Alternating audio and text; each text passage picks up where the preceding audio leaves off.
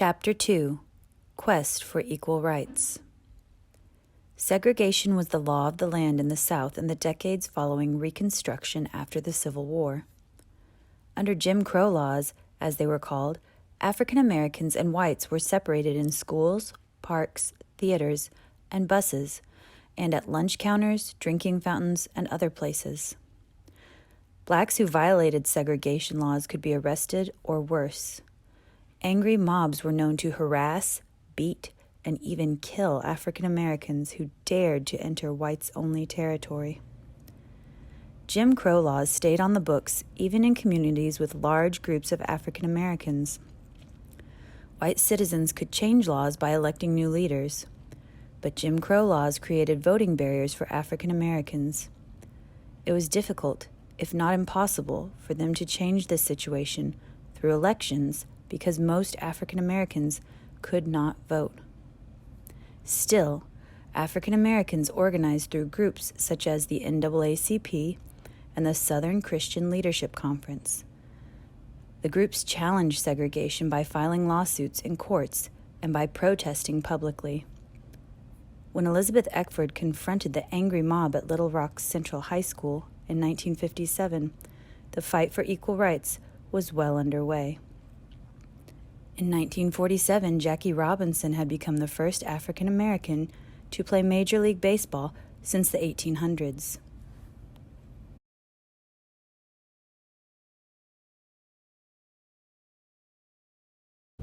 President Dwight D. Eisenhower banned discrimination in federal jobs in 1953, and police at Montgomery, Alabama arrested Rosa Parks in 1955 for refusing to give up her bus seat to a white passenger.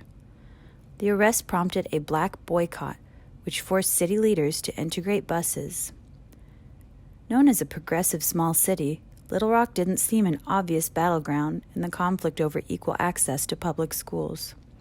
The city was not part of the Deep South, where racial tensions had erupted repeatedly since slavery was outlawed in 1865. The University of Arkansas had become the first traditional Southern university to integrate when it enrolled a black student in its law school in 1948. And Little Rock's buses and libraries had been desegregated without conflict. The spark that ignited the Little Rock conflict came from the United States Supreme Court. The court ruled in 1954 that segregation in public schools was unconstitutional. Until the ruling, in a case called Brown v. Board of Education, segregation had been allowed under a practice known as separate but equal. The thinking was that if a separate park, school, or hospital for African Americans was just as good as a park, school, or hospital for whites, that was acceptable.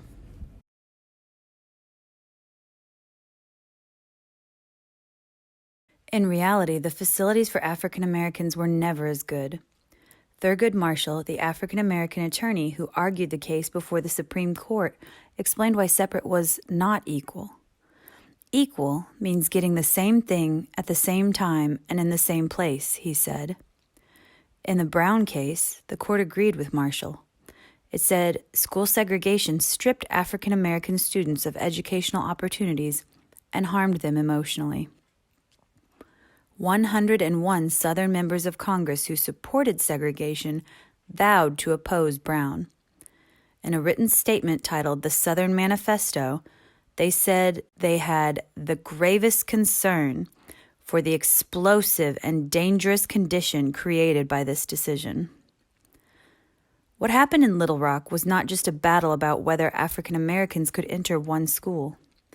The conflict tested the federal government's authority over state and local government.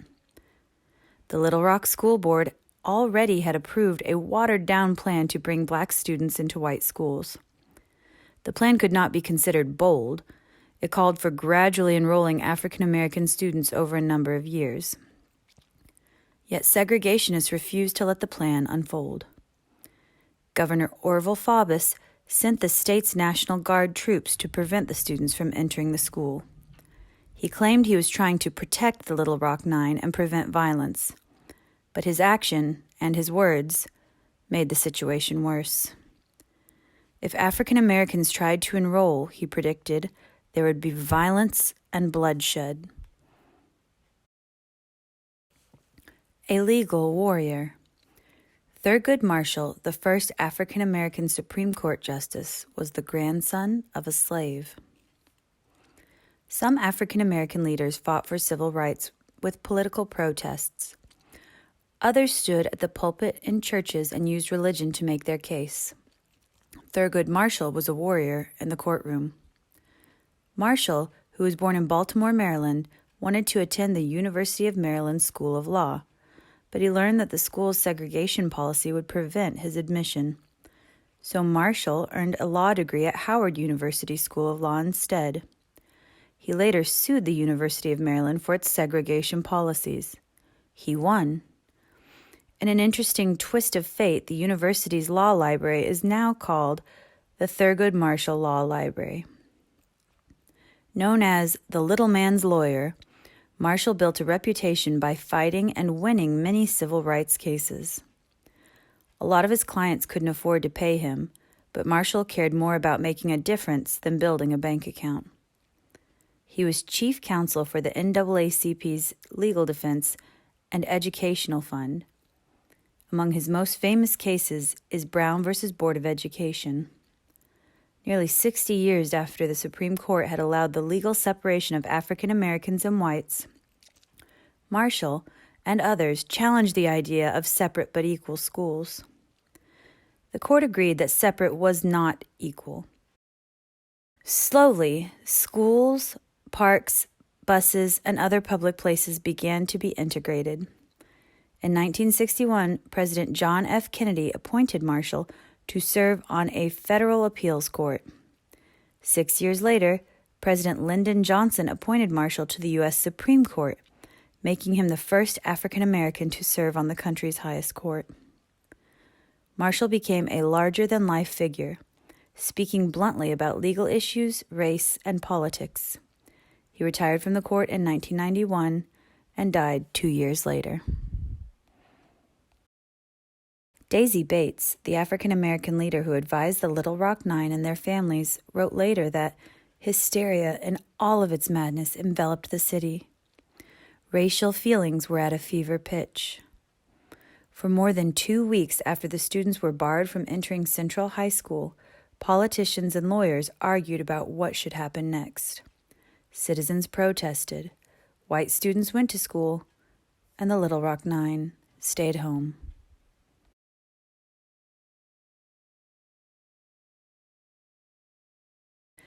A federal judge ordered Governor Faubus to allow the Little Rock Nine to begin school.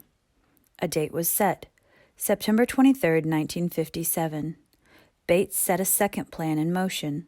The students were to gather at her home and go to school as a group. This time, they were able to get inside the school. The attention of an angry mob was focused on a group of African American reporters. Several people assaulted the newsmen. A reporter from Memphis, L. Alex Wilson, was hit over the head with a brick.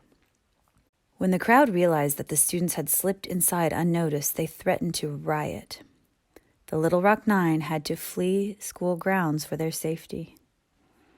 The chaos at Little Rock was not just a state news story or even a national news story. The photograph of Elizabeth Eckford and the angry mob and news stories about the event had circled the globe. The fact that a state governor was ignoring federal orders made people around the world wonder whether, as Faubus warned, the situation would turn into a bloodbath. Many of Little Rock's white residents refused to support the governor and segregationists. They objected to the governor's actions and called for a citywide prayer service. Little Rock Mayor Woodrow Mann asked the federal government to ensure that Central High was integrated peacefully. President Dwight D. Eisenhower finally listened. He went on national television and announced his plans.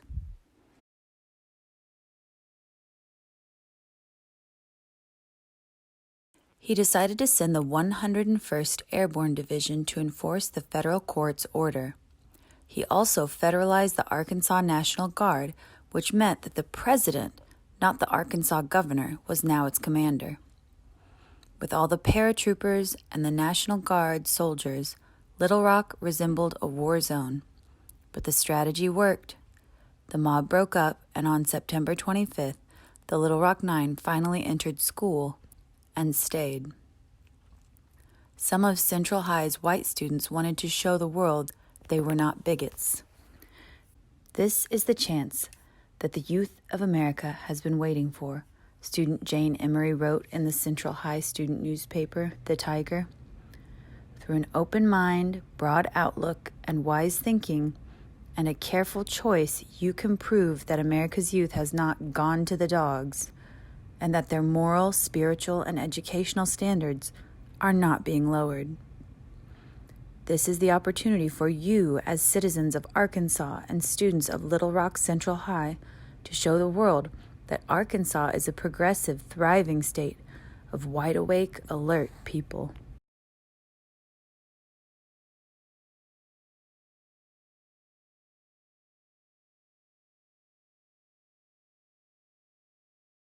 But the students' good intentions were not enough.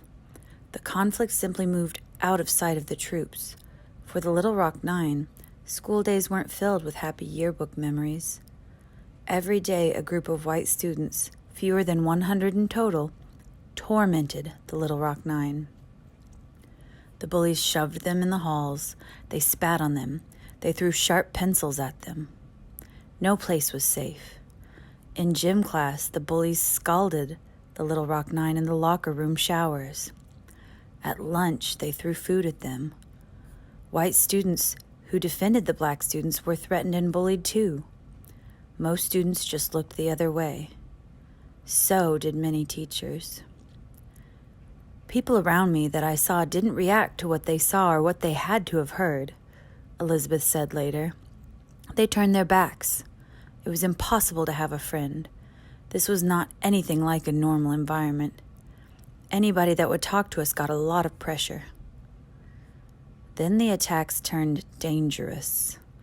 A white student sprayed acid into Melba Patillo's eyes. Yet she refused to give up. She continued to come to school. I had to become a warrior, she told CNN years later. I had to learn not how to dress the best, but how to get from that door to the end of the hall without dying. Finally, one of the Little Rock Nine could no longer handle the abuse. Minnie Jean Brown dumped a bowl of chili on a boy who blocked her way. She was suspended from school, and after more confrontation, she was expelled. Outside of school, the conflict returned to the courtroom. The school board, which had been open to gradual desegregation, lost some of its moderate members in elections. Segregationists gained control of the board. The new board asked the court to delay integration. One court agreed, but the U.S. Supreme Court ordered that integration be continued. Governor Faubus was determined to defy the federal government. Since he couldn't prevent African Americans from attending school with whites, he decided to close Little Rock's high schools. Then he called for a referendum. Voters would be asked whether they supported or opposed school integration. Jefferson Thomas, one of the Little Rock Nine, was stunned by the news that school would not reopen in the fall. After the governor closed the schools, he said later, I knew I was in the right place. That the governor would say, to stop a few black kids from getting an education, I'm going to deny it to 2,000 whites, is amazing. In September 1958, Little Rock citizens voted 19,470 to 7,561 to oppose integration. The schools remained closed.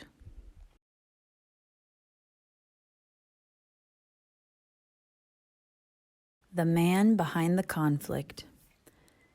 Six-term Governor Orville Faubus was considered the most loved and most hated politician in Arkansas. Governor Orville E. Faubus was a man of surprises. He did not oppose the integration of public transportation in Arkansas, but a short time later he did oppose the integration of Little Rock Central High School. He supported programs that expanded the power of the federal government, but he opposed the federal government's using its power in his state. First elected in 1954, Faubus was considered a moderate politician when it came to issues of race. Some of his supporters were surprised then that he used the National Guard to keep African Americans from attending Central High School. He claimed he was trying to prevent violence. President Dwight D. Eisenhower personally talked to Faubus. The president hoped Faubus would change his mind and follow a federal court order. Faubus refused, so Eisenhower sent in troops, and the Little Rock Nine were finally able to enter the building. Observers say Faubus was afraid that segregationists would ruin his re-election chances if he didn't fight integration. Whatever the reason, he won political points in Arkansas for standing up to the federal government. In 1958, a national survey found that Faubus was among the 10 men in the world most admired by Americans. Though Faubus served as governor for 12 years, he did not seek re-election to a seventh term in 1966. 10 years before his death, Faubus pulled another surprise. He supported Jesse Jackson, an African American, in Jackson's failed bid to become the 1984 Democratic presidential candidate. Faubus praised Jackson, saying that he speaks out for the underdogs of the nation. For an entire year, every high school student in Little Rock had to find another schooling option. Some enrolled in private schools, some moved away or traveled to other public school districts, and some took correspondence courses. Segregationists on the school board, meanwhile, punished teachers and administrators who supported integration by attempting to fire 44 of them. Other community leaders had had enough of the conflict. They organized and persuaded new people to run for the school board. They wanted board members who would support an integration plan and show the world that Little Rock could move forward. And that's exactly what happened. 3 new school board members took office, and the board announced plans to open the high schools early. Segregationists protested, but only briefly. Police arrested nearly 24 protesters and broke up the mob, this time for good. It appeared that integration was finally real, but once again, the step forward was a small one. After a year of political and legal battles, only 2 of the Little Rock Nine came back to Central High School. The others had moved, decided to attend other schools, or received diplomas through correspondence courses. Elizabeth Eckford never returned to Central after that first horrible year. She accumulated enough credits to graduate by taking courses elsewhere. Ernest Green, the only senior among the Little Rock Nine, became the first African American to graduate from Central High School. He graduated in May 1958, the spring before Little Rock residents voted against integration and to keep the schools closed. It took many years to fully integrate Little Rock's public schools, and court battles continue today. President Bill Clinton, a former Arkansas governor, honored the Little Rock Nine in 1999 for their bravery. Each received the Congressional Gold Medal, the nation's highest civilian award.